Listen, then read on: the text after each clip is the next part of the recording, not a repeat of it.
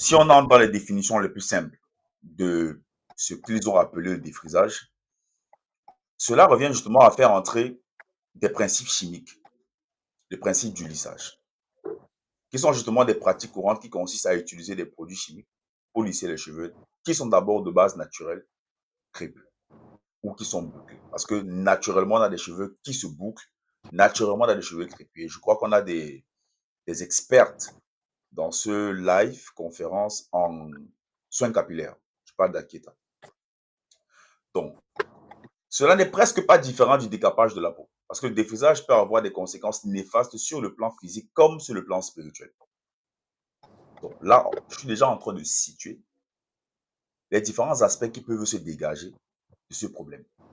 Et vous faire comprendre qu'il y a une sorte de, c'est pas, je ne veux pas dire une suite, mais une sorte de complémentarité entre ce qu'on a dit la dernière fois concernant la dépigmentation et le défrisage. C'est justement la capacité que l'humain a volontairement de, de détruire sa divinité, de détruire sa propre divinité.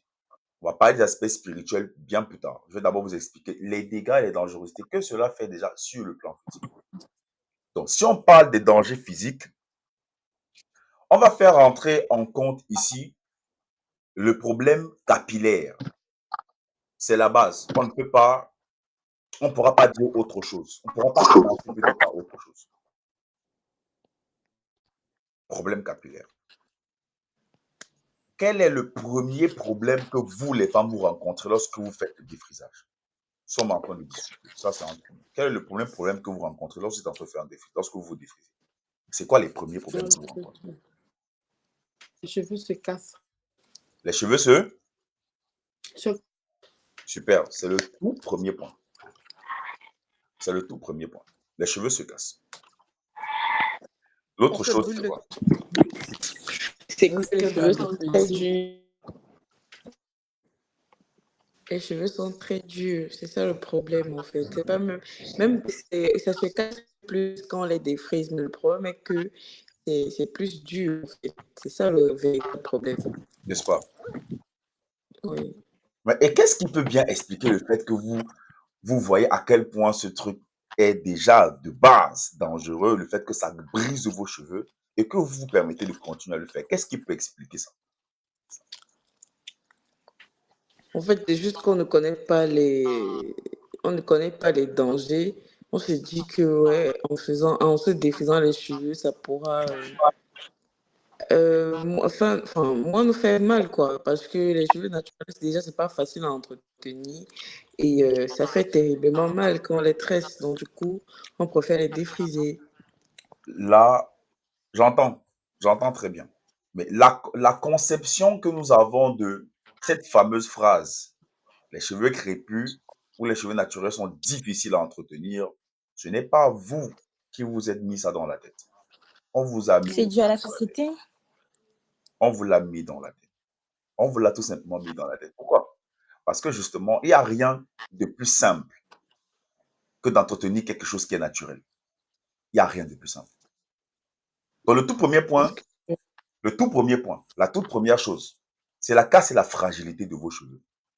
Parce que quoi?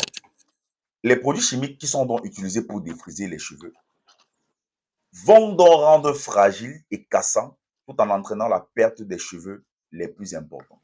Et la perte des cheveux les plus importants, ce sont les cheveux qui sont ici devant, là devant.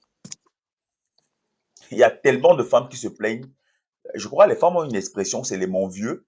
Je ne sais pas si c'est réellement ça. On appelle ça l'alopécie de traction. L'alopécie. Voilà, l'alopécie. C'est-à-dire, parfois tu marches en ville, tu vois une femme, excusez-moi, Les hein, cheveux excusez-moi, commencent au milieu. excusez-moi, je ne veux pas, ce n'est pas de la moquerie, mais c'est au-delà de la tristesse, une déception.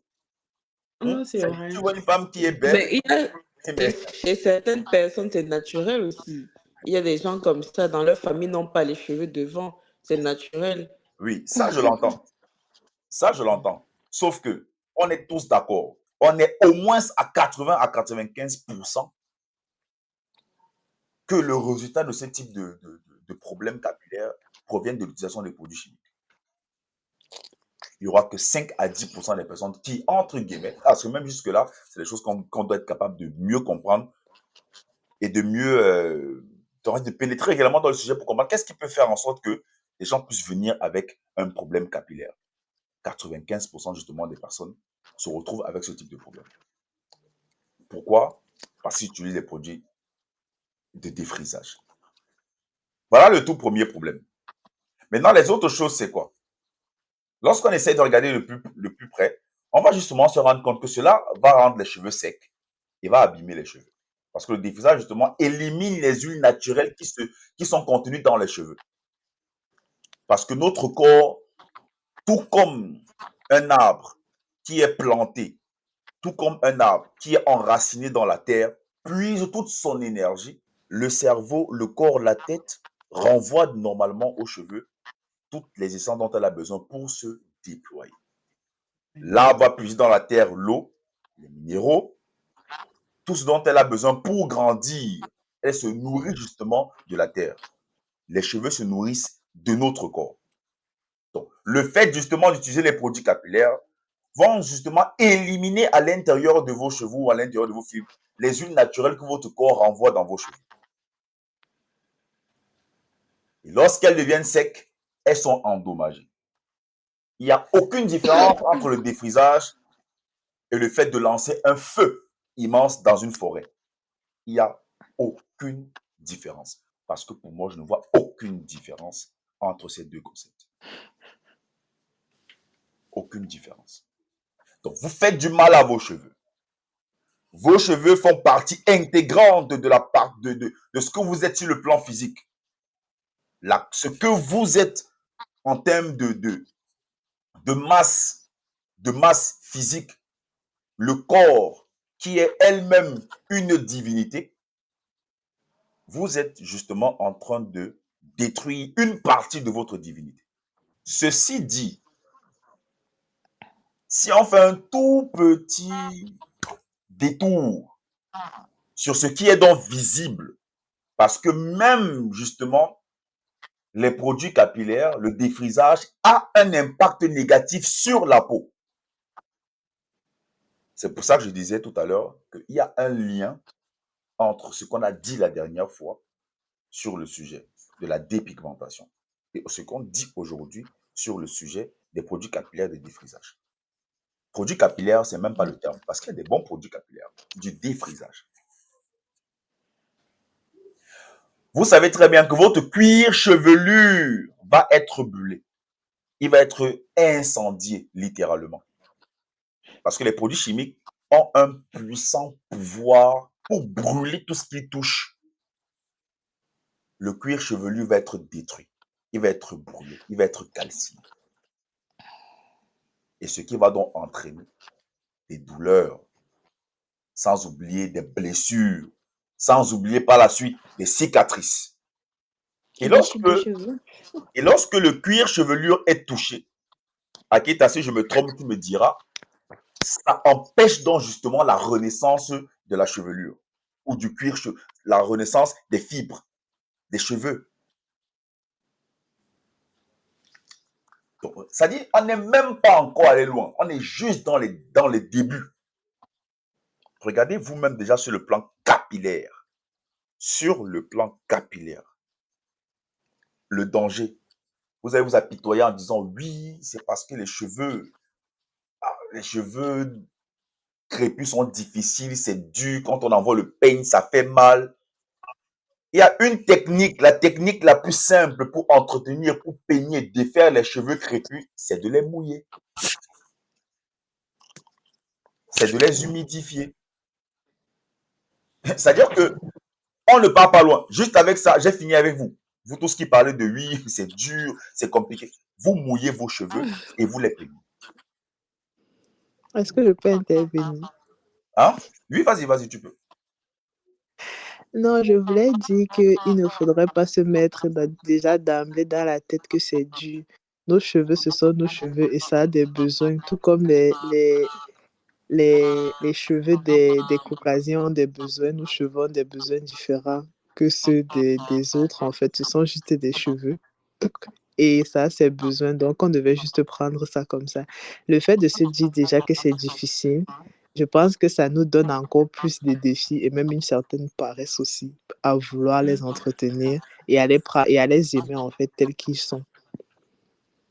Merci. Merci, prof. Donc, lorsque on écoute la sœur parler, on comprend qu'il y a un problème psychologique. Et justement, elle est rentrée peut-être dans les profondeurs de ce que j'ai essayé d'épiloguer au départ. Ce n'est pas nous qui nous sommes dit que nos cheveux étaient durs. Ça vient pas de nous. Ça vient de ce que toutes ces personnes-là, de par les publicités, de par l'influence visuelle, de par les influences même sur le plan physique, de par l'influence sur les différents produits, de par cette influence de ce qu'on a appelé les prototypes justement de beauté qui nous sont vendus par les locodèmes, qui nous sont vendus par justement l'Europe ou l'Occident. Cela rentre dans notre tête de nous faire comprendre que justement, on a les cheveux qui sont durs. Moi, je vais vous demander quelque chose. Une question très simple. Pour que quelque chose ait la capacité de tenir ou de porter sur elle une charge, qu'a-t-elle besoin d'avoir en principe? La force. Elle a besoin de la force. Elle a besoin d'être enracinée. D'accord? Qu'est-ce qui fait en sorte qu'aujourd'hui, on arrive à se nourrir des plantes, on arrive à se nourrir des arbres, on arrive... Et si les arbres grandissaient et tombaient, est-ce qu'on aurait la possibilité de manger des mangues, de prendre des oranges, de cueillir des trucs? Non. Je vous ai dit, comparez vos cheveux aux arbres. Et ce qui s'élève, ce qui va en haut, ce qui grandit et qui garde sa hauteur, a justement des principes divins.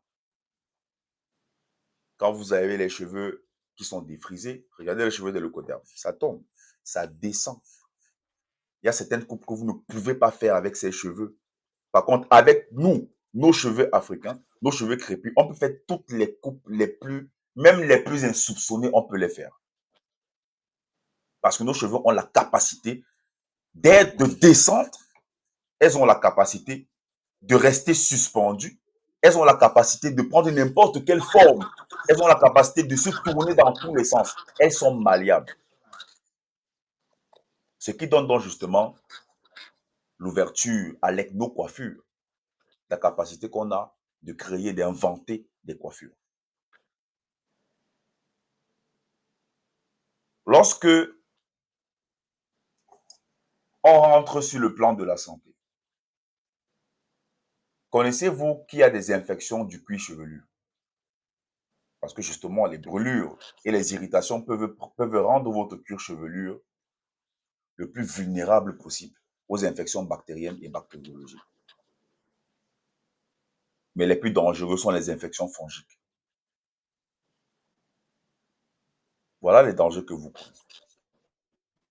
Vous allez avoir des allergies. Parce que certains ingrédients qui sont dans les produits de défrisage peuvent justement provoquer des réactions allergiques très graves.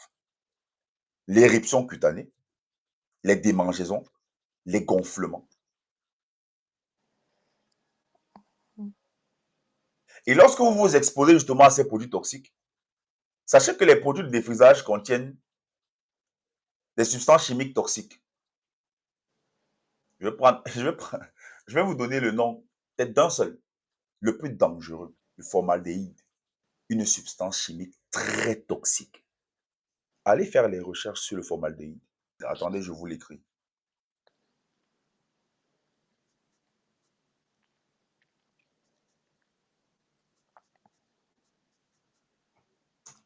Retenez-le bien. La santé est la chose la plus importante qui puisse nous être donnée par le cosmos, l'univers, la nature et tout ce qui est autour de nous. Parce que si on n'est pas en santé, on ne peut absolument rien faire. Et ces utilisations de ces produits toxiques pour le défrisage vous donnent justement à être exposé à des cancers.